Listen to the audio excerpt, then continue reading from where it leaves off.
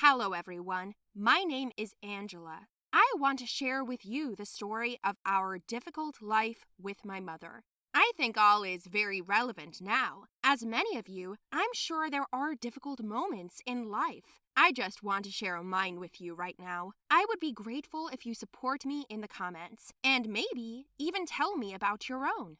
To begin with, I don't have a dad. My mother says that at first, when they met, everything was fine. My father took care of my mother, was very nice and kind of loved her, but as soon as he found out that my mother was pregnant, he immediately left. Oddly enough, my mother is so kind that she doesn't hold a grudge against him. She says that she is grateful to him for giving her a child. That is, me. My mother is wonderful. Despite the difficulties, she tries to work to provide for us. She doesn't scold me often, only if I really mess up. Well, I also try to support her. I go to a school where I try my best to get diligent grades for both behavior and performance, for which my mom encourages me with whatever goodies. When she comes home tired and exhausted, she still finds time to read my favorite books with me or tell me how her day went, and be sure to ask about my business and mood. But not so long ago, we had a terrible situation. The thing is that my mother and I rent a small apartment near her work, and my mother just changed the owner at work, who set his own rules, which caused a lot of people to quit, almost all except my mother. She decided to stay because it took time to find another job, and we didn't have time because we already had to pay the rent. It was winter, and it became difficult to find other housing, as well as a vacancy. For some reason, this always happens in winter. So, the salary at work was delayed, the owner of the apartment refused to give us more time, and he kicked us out in the middle of winter on the street. I was scared. "Where are we going now?" I asked my mother, standing at the bus stop with bags in my hands. But my mother did not despair. The only relative she had was her half-brother, Uncle Robert. We never really talked to him, but it became vital to turn to someone in our situation. He coldly answered our call, but did not refuse the request to stay with him for a while until we got the money. We arrived at his place about an hour later. My uncle had his own 2-room apartment. After greeting us coldly, he gave us a room and went to sleep. It was already evening. My mother and I bought some food and cooked dinner, and my uncle woke up from the smell and came to eat. He said that there are several rules in his house. Do not bring guests, do not make noise, and do not waste a lot of light and water. Of course, we agreed. My mother tried to reassure him that we wouldn't be there for long, but he didn't really want to talk. We knew that he was not happy with us, which is not surprising because we were still strangers to him. He didn't have a family, he hasn't married yet, and it's not clear if he was going to. So we didn't talk to him much, just out of necessity. In the end, my mother was still grateful for the help, because he could have refused. Every day we lived as before. In the morning, I went to school. My mother went to work.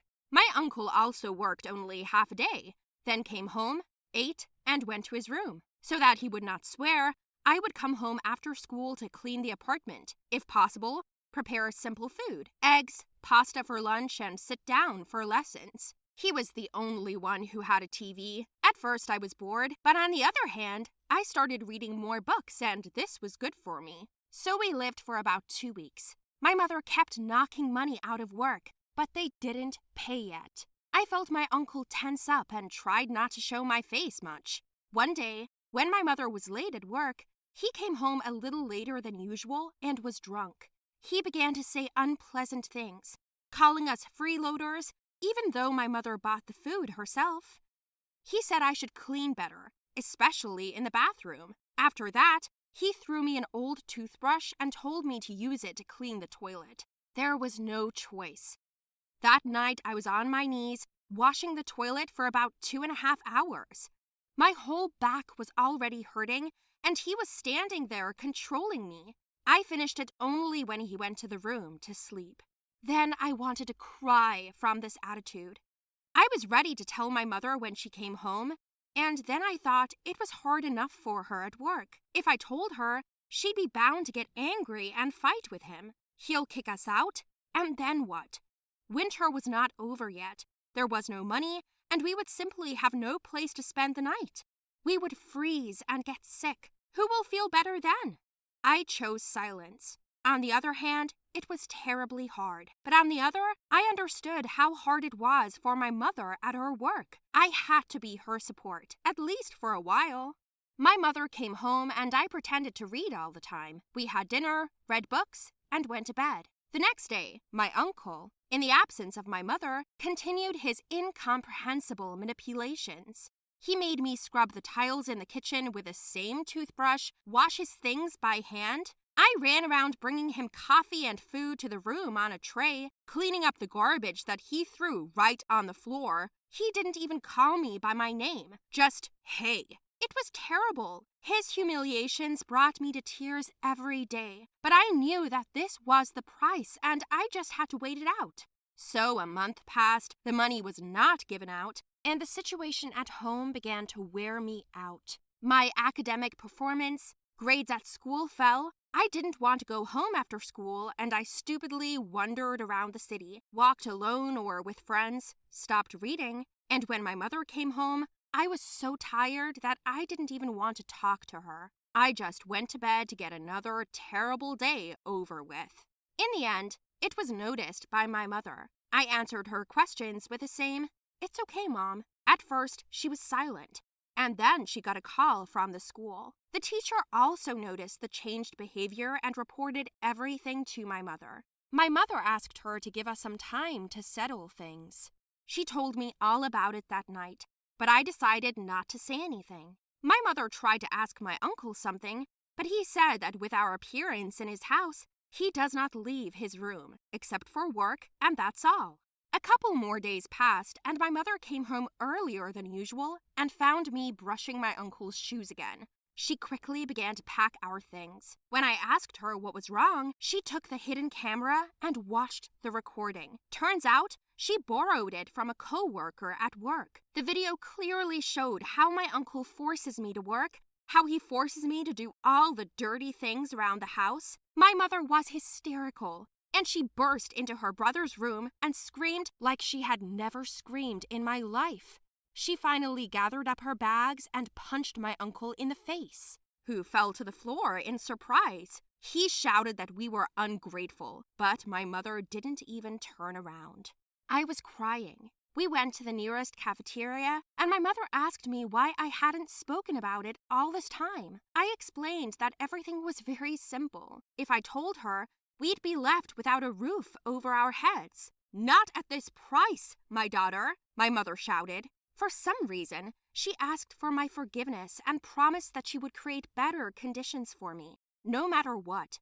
It was probably the best night in a couple of months. We spent the night in a hotel, and my mother finally almost forced out money. That evening, my teacher called us and unexpectedly offered to help. It turns out that she rented out an apartment near the school and offered it to us for a modest amount. We were so happy. It was a wonderful, cozy apartment with homemade flowers. It was warm and so cozy, and had everything you needed for housing, even a microwave, and a TV. We were happy and so grateful. In the future, my mother changed her job, got a job in the school cafeteria as a saleswoman, so she was released earlier now, and we went home together. Over time, everything fell into place. Our favorite evening conversations, reading books, cooking together, eating in front of the TV, and watching our favorite programs on weekends until late at night.